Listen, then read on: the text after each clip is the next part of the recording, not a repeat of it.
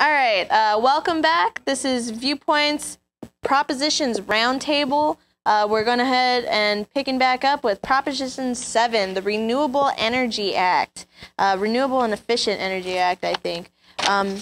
Anyways, the implications of this act are in 2010, we'll have 20% more renewable energy, and eventually by 2025, we'll be running on 50% renewable energy. There are a lot of economic implications. Does this create jobs? Does this destroy jobs? Does this help us with our dependency on foreign oil? There are a lot of arguments out there. Let's open up the discussion to our panelists. What do you guys think about Proposition 7? I'm going to vote yes for it because it doesn't cost very much money, and people are afraid that it's going to pass the cost on to the consumers. But it's not going to, because they expressly say in the text of the law that you are not allowed to pass the cost on to the consumers. So if you get a penalty or if it costs more to get the 10% of renewable energy, then you have to just bear that cost. But you can get funding from the state if you can't meet it. But if you've made a diligent effort and you can't do it, then the state will help you. Well, the bill does actually allow them to charge at 10% over the going market rate because of their using renewable energies, and I think that that's a major issue. The other issue is that we already import a third of our total power use anyways, and we charge a greater percentage for it. I think we need to fix the issue with getting some better sources and get to where we don't need to be spending this money.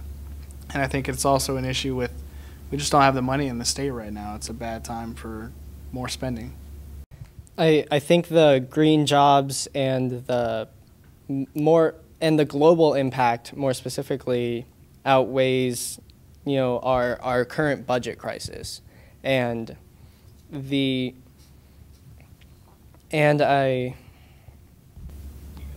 think the teachers and the nurses and the medical professionals who aren't getting paid because we can't get our budget straightened out would probably disagree with you on that. But this doesn't require very much extra money, especially in comparison to Prop 10, but we're not on there yet. We'll get to Prop 10 when we get to Prop 10. All budget questions aside, this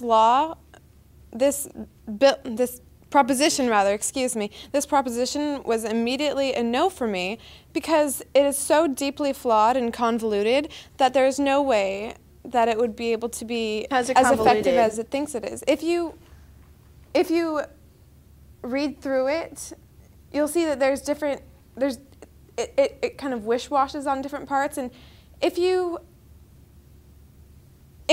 she said that she said that there would be no way that the cost would be passed on to the consumer, but there's no way to legally regulate that without controlling all costs whatsoever when there's an increase in supply and a decrease in demand. And in those simple economic situations with just supply and demand, there's no way to legally regulate that in a slightly capitalistic society.